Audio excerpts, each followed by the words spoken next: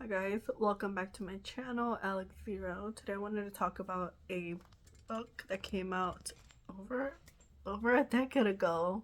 Yeah, 2015. That's a decade. That's crazy, right?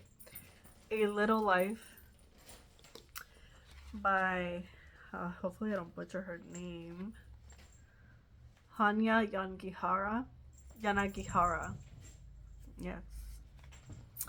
So I already recorded this one time and it was very long, and I feel like a lot of people won't understand my sarcasm and the way that I'm smiling a lot, but this book was a lot. I understand why some people choose to not finish reading it because it can be very intense with trauma. It's also very triggering. I feel like especially for people who have not experienced not only psychological trauma but also physical trauma, sexual abuse, and all of that. And I have experienced a lot of trauma in my childhood and in my adulthood as well. It's been amazing. See, that was sarcasm. That was sarcasm. But I feel like because I have Frodo. Sorry, my cat is playing. But I feel like because I have experienced a lot, I'm more able to handle other people's traumas. Okay? I don't get like as easily triggered because I have experienced trauma, if that makes sense. So yeah, this story pretty much is about four people. One of them is the main character. The abused one is the main character. The boy named Jude, Saint Jude Francis, I think is his full name, which is interesting. I think he was found by a bunch of Catholics. They called each other brothers, so that's Catholic, right? I think so. But so yeah, I'm gonna try to speak about it without spoilers for a minute. Well, I think I already did. I don't want to make this video too long. Like the first one was over half an hour long, 31 minutes. So yeah, we have St. Jude Francis, he's the main character. JB, who is an artist, he's also gay, dark skin, from Haiti. Malcolm, who is half white, half black. He becomes an architect, he's a designer. And then we also have Willem, and he is an inspiring actor when we meet them in college. Yeah, they're teenagers in college when we meet them at first. So yeah, these are his friends and they do help him throughout their lives. We go into like their 50s, I think, for Jude. Yeah. Jude is the youngest. I believe he was like 4 years younger than them, but that, I guess that doesn't really matter. And they do help him have a normal life in college, you know. They kind of like give him some type of they're kind of like an apology from the universe, I feel like, because his life was so messed up since birth pretty much. He's told by one of the brothers, they are the ones that find him first, that he was found in a trash can. We don't know if that's for 100% sure, like true factual in the story, but that's what they tell him. They're very mentally abusive at first, the brothers. Jude is the only child there. I don't know why they kept him. Like they just kept him instead of giving him up to, like, I don't know, an orphanage, which is not that much better. We'll find out later in the story that, yeah, they messed up too. They messed that up. So yeah, sorry. I need to stop smiling. It's just like, it's how I make myself feel better about stuff, you know, because it's better than crying about it. So that's why, hopefully it doesn't make you guys feel like uncomfortable, because the subject matter is not very funny, but I'm trying to lighten it up so that I don't cry. So yeah, that's why I'm smiling a lot. Anyways, so the first abusers are the brothers. Like I said, they are the ones who take um, Jude's virginity by raping him because they are pedophiles. I'm not sure if they all were, but a handful of them were, and one specifically, one little romantic pedophile is uh, brother Luke. I have notes here because I don't remember names that well. Brother Luke is the one who grooms him and befriends Jude as a child. I believe he's like 6 or 8, roughly when the abuse starts. They mentally abuse him as well, telling him he's bad and evil and all this because Jude is having a lot of tantrums as a child, and it's because he's being abused. Okay, the brothers, yeah, I already said that they rape him and stuff. But anyway, eventually, brother Luke does talk him into trusting him enough to leave with him, so he kidnaps him. And I think he was 10 or 11. 11? I don't remember. Around that age. Where he takes him, he promises Jude that we're going to spoilers, obviously. We've gone into spoiler territory. So yeah, he promised him that they will have a home, a little cabin in the woods, and it would just be them, and he's gonna get him away from the abuse of the other brothers. And because brother Luke has not yet abused him, Jude believes him that he will be like his father. Okay. Eventually, brother Luke does pimp him out to other pedophiles, men, in hotel rooms. Okay. So yeah, that happens, and Jude gets very sick on and off throughout the years until he is found in a hotel room with brother Luke at age 12. I think it was about age 12 when the cops finally find them and rescue Jude from brother Luke, who has been raping him as well. And yeah, pimping him out, using him, selling him, because he can't seem to get a fucking job because he's a fucking loser. The good thing that he does do is he teaches Jude a lot about like school stuff, like intellectual stuff. So he does homeschool him, so that's the only pretty much good thing that he did for him, because that helps him when he goes off into college. He's actually like really smart. But yeah, the friends don't know anything about Jude's past because he's obviously very ashamed and embarrassed, and he takes on a lot of the responsibility because he feels like he chose to go with brother Luke, and he feels very dumb and stupid and everything like that, which is understandable. But again, you were a child, so even I have been fooled. Even I have been betrayed and backstabbed by people I trusted as an adult in my 20s. So yeah, like if you're like a teenager or a child, you should not be embarrassed about making mistakes or trusting the wrong people, because even into your 20s, and hopefully not, but maybe into your 30s, you will trust the wrong people. And anyway, Jude is very traumatized by this, obviously, because he trusted him, and deep down he knows that he was used by him, because brother Luke does tell him that he loves him and stupid shit like that. Anyway, when the cops find him, brother Luke does take himself out. He runs into the bathroom in the hotel room, and Jude cries, "Don't leave me," or something like that. He does have a trauma bond, I guess you could call it. Even though he hates the rape, the having to pretend with the clients that brother Luke brings to him, Jude hates this. Even though he hates it, he's used to it. That's all he knows. It's natural to get like used to the abuse that you know. So when the police come, yeah, he does end up killing himself, which is great. He did us a service. I wish all pedophiles would kill themselves. That would be wonderful. That would be just lovely. Make the world a better place.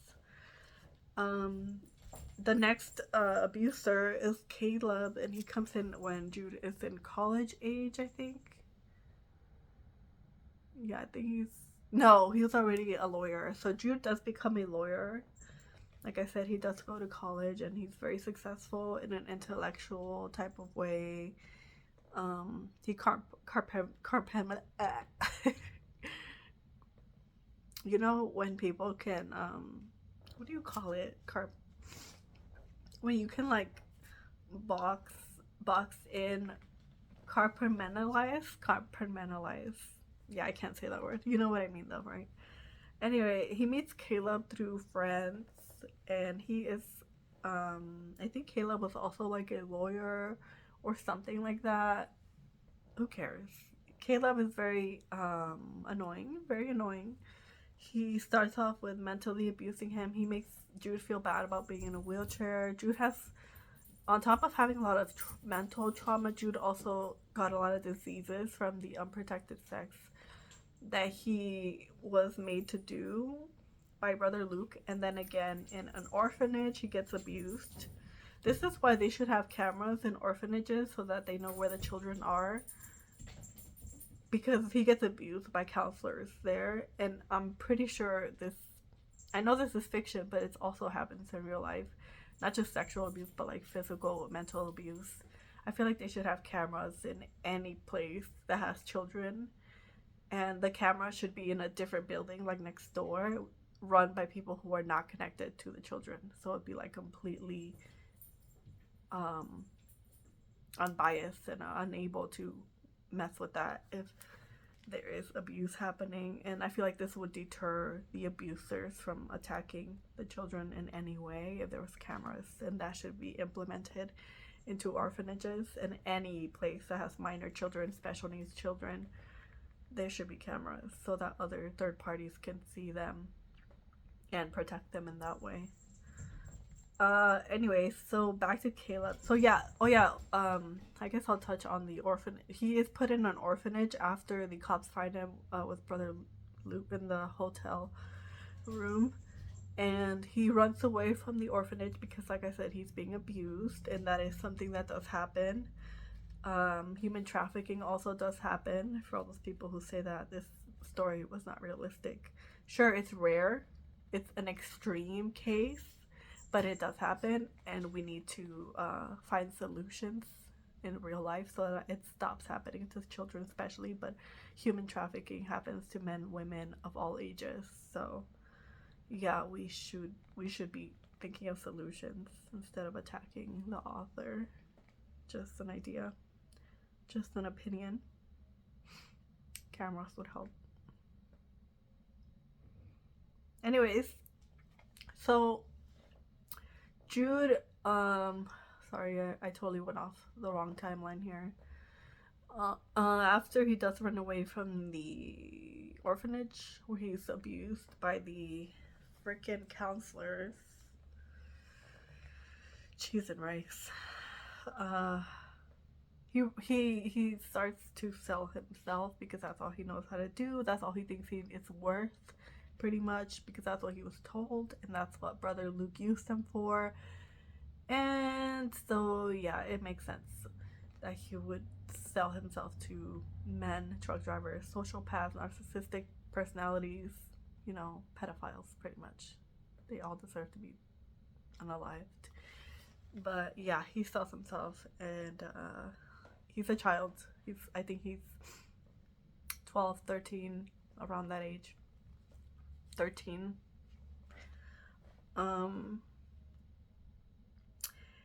I'll share a little story about myself from when I was in high school. I think I was 14 or 15, about his age. And I used to call chat lines, okay, which is wrong. But I was a child, so I didn't care about that. Okay, my brain was not fully developed. But anyways,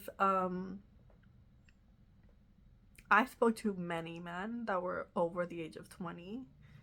And I was, like I said, 14, freshman year of high school, I think. None of them cared that I was underage. None of them cared. Not one. Not one. They were in their 30s, they were in their 40s, and I was just talking to them. I was bored. I didn't have any nurturing. I was not loved. I was not loved. I was not nurtured as a child. I was very lost as a child, okay? If you want to know why I was calling chat rooms, I didn't have anyone to talk to at the time. I was very lonely. I was very lost, okay? So thankfully I never met any of them, otherwise I would have definitely been raped.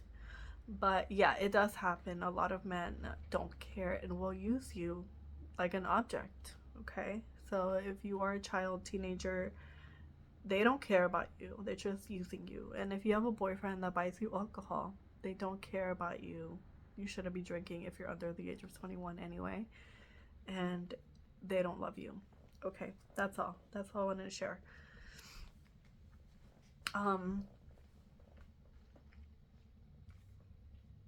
So yeah, Dr. Trailer is the next villain in Jude's life that finds him when he's at a truck stop. He's been traveling with truck drivers who have been using him and paying him for his body, even though he's 13.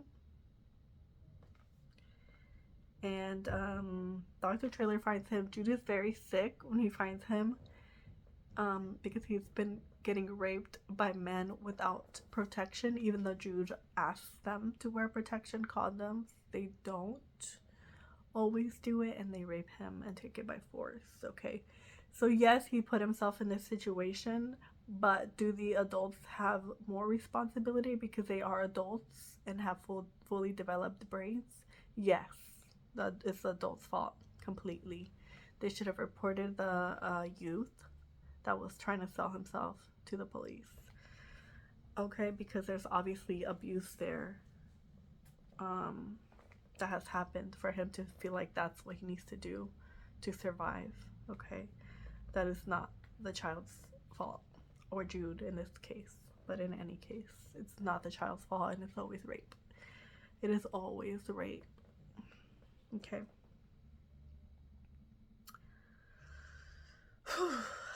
So Dr. Trailer is a counselor or a doctor, or he's a liar and a pedophile, pretty much. He gives Jude medication before he rapes him himself because Jude is sick.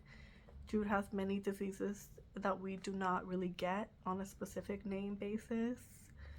So these diseases do cause health problems for Jude, the character, through his whole life, pretty much, which makes sense. You know, there's consequences to whoring yourself and to being raped by maybe hundreds of men. We don't know how many, but brother Luke did have him gang raped as well, or sold to multiple people at once, parties, which is very, very, very abusive. So yeah, Dr. Trailer finds him and he calls him names, and Jude doesn't like these names, but he understands them, I feel like, because he feels like he's worthless and he has been taught that this is all he's good for, pretty much. Anyway, Dr. Trailer does attempt to murder Jude as he is 14 at this time when this happens. We don't really know how long he is with Dr. Trailer in the story, but maybe a few months tops, maybe 3-4 months, and he gets tired of him. And he, after Jude does attempt to run away, he gets very savagely beaten. And after this attempt, Dr. Trailer hates Jude. And I think this is why he tries to kill him after using him like a sex toy. Okay? I mean, okay. He runs him over with his car, pretty much. And this causes obviously a lot of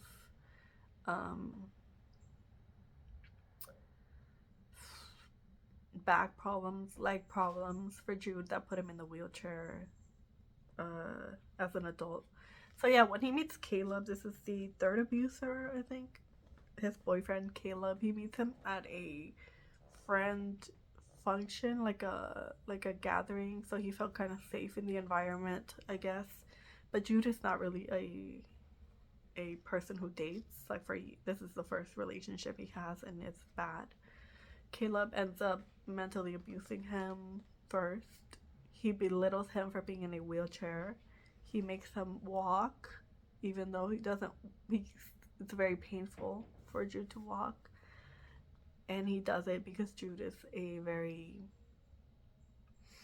he's a victim. He's like the definition of a victim. So he's not gonna respond like a person who has self-respect. And I can relate to this. Like I said, when I was younger, I was very lost, and I didn't even know that I had experienced, on top of being molested as a child, I had also experienced rape by somebody who I was with, in separation of at the time. But I didn't even know I had been raped, because I thought, like, if somebody doesn't beat you, that's not rape. But I had told them I didn't want to. A no means no, and if you tell somebody no, that's rape. I literally didn't know this until like a few years ago, and I was already in my late 20s. So that's a level of naivety that you could be, even as an adult, because you were never taught by a parent, guardian, what self-respect is and what abuse is, so that you can differentiate that type of stuff. So that I'm just using that as an example as well, why we tolerate things that we do after being abused. So yeah, Caleb also attempts to murder Jude, in my opinion, because he throws him down the stairs. He gets him naked, he rapes him. So yeah, this was very triggering. It was pretty triggering. It was shocking. It was a lot, and I understand why some people were like, this is like, they can't finish it. They can't finish reading it, but I had to know how it was going to end. And I never thought, I'm not going to finish this. I never thought, this is just not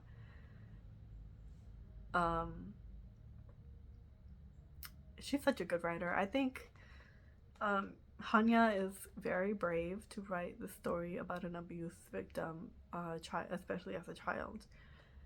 But it does happen, you know. We do have human trafficking. We have pedophiles. We have problems with pedophiles, and these people are very sick in the head. They actually believe that the children like this and that they want it.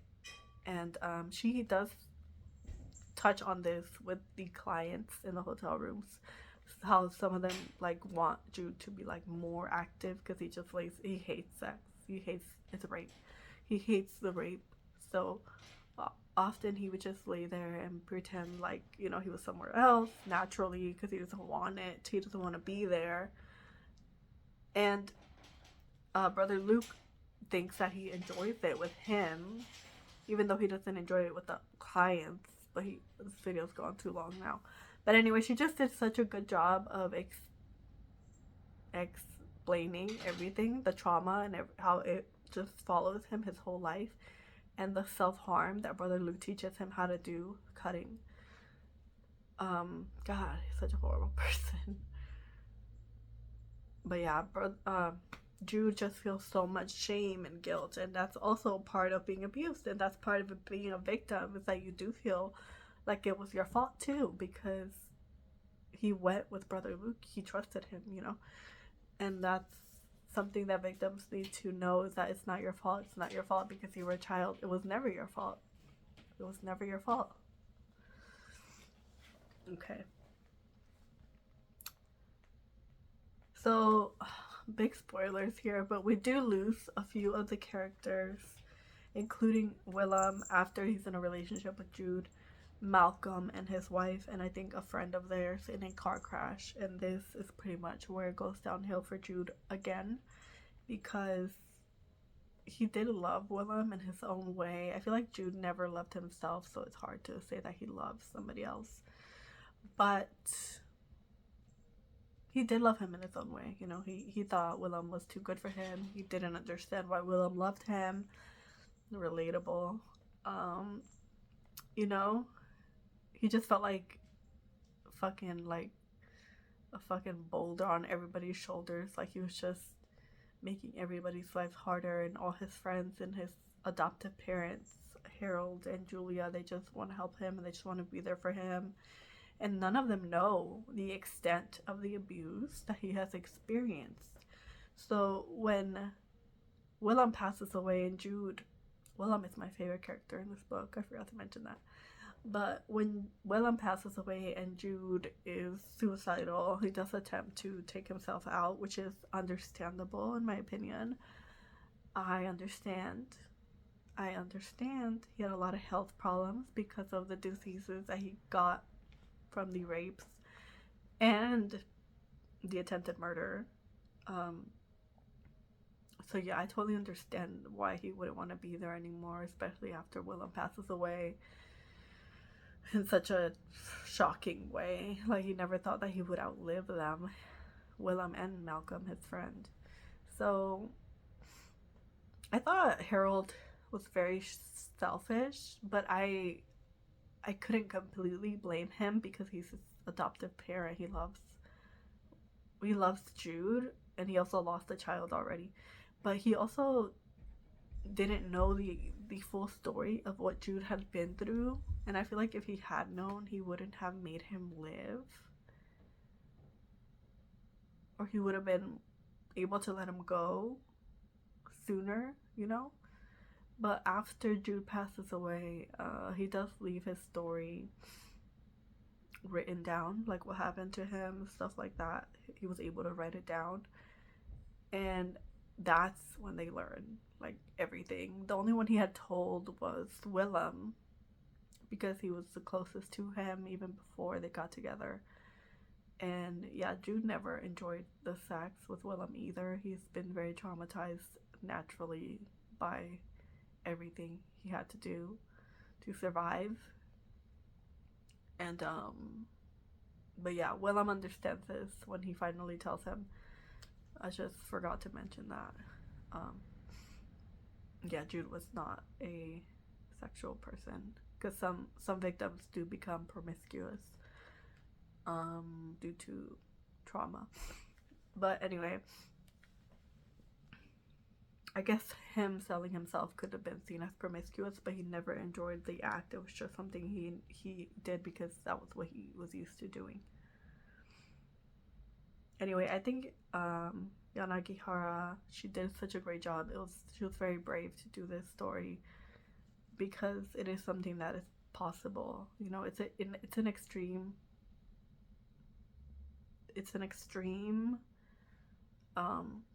character. It's an extreme situation of abuse. Obviously, it's not like something that's normal or that happens all the time, but it's possible, especially with like human trafficking and stuff like that we still have going on, that we should have figured out how to stop that by now. But by we, I mean like the government and the officials who have the technology to do so, not you and me, obviously. But we have books like A Little Life that remind us that we still have a lot of solutions to find to protect children and everyone who is being trafficked for not just their bodies but also body parts and stuff like that. So yeah,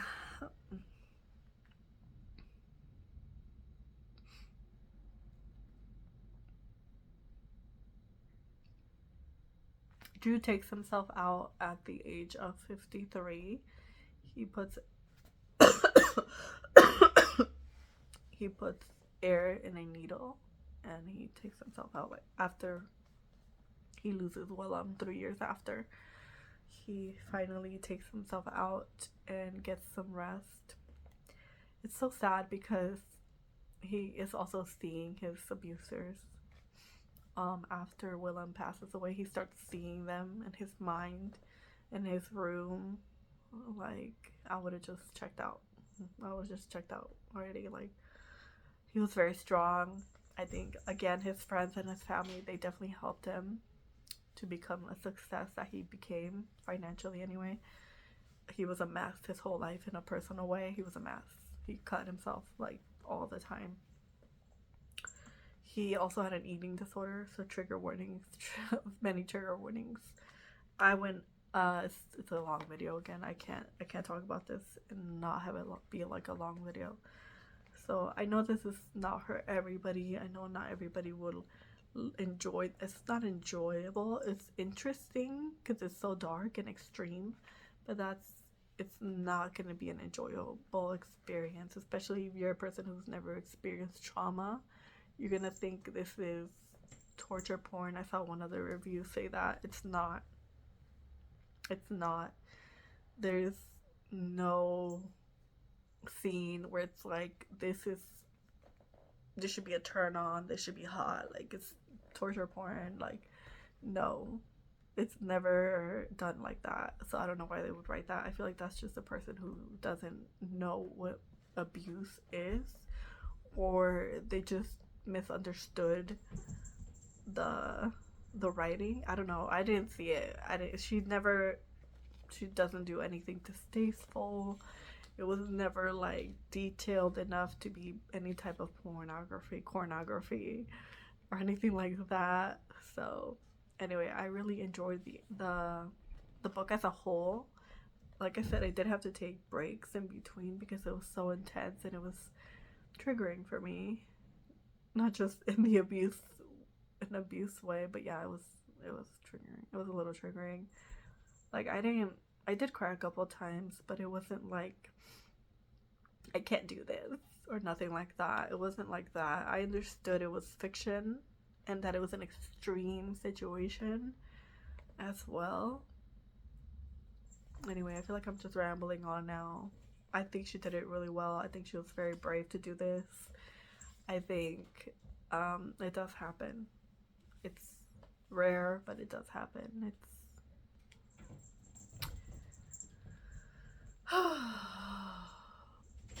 yeah, it's just a lot. If you like intense stories, I think you would enjoy this book. If you are not easily offended, you would enjoy the story. It's a sad story. You should know that it's gonna be a very depressing story going into it. But the writing is really good. She also has like little breaks here and there with the other characters, little dramas here and there. New York is kind of like another character. It kind of reminded me of Sex and the City, like the vibes, because it's a similar setting, same setting, New York. But what else can I say? I don't know. It was very realistic to me. For being extreme, like it was realistic. The way that he handled the abuse and his self-hatred and all of that was very realistic. I think it was too much for him. I think the only reason he survived as long as he did was a miracle. And his friends helped. The woman who found him after Dr. Trailer ran him over also helped him. He was with a couple of women after that incident, and they helped him recover and signed him up for college and all of that. So yeah, he had a lot of help from people, but I feel like it should have been prevented, and it should be preventable with ways that I said earlier, like cameras, stuff like that, to prevent abuses from getting to children and getting them alone. That is definitely preventable. My cat is so cute. He has the little plush mouse in his mouth, and he thinks he's a predator. He thinks he's a predator, but he's just a house cat. He's scared of strangers. He's so cute. Anyway, thank you for watching. I hope that this gave you more details than you would have gotten from other people who talk about it, who don't go into details. But yeah, thank you. Oh, I did give this a 5-star rating. A 5-star rating on Audible, where I listened to it. The voice actor was really good as well. And yeah, I'll give it a 5. Just because her writing was so good. And like I said, the characters, they were interesting. It was never boring for too long. Like some situations were a little bit shallow where I just didn't care. But the story was intense enough, which I like intense. I like intense stories, so that's why that's what that kept me going, and also to find out how it was gonna end. You know. All right. See you later.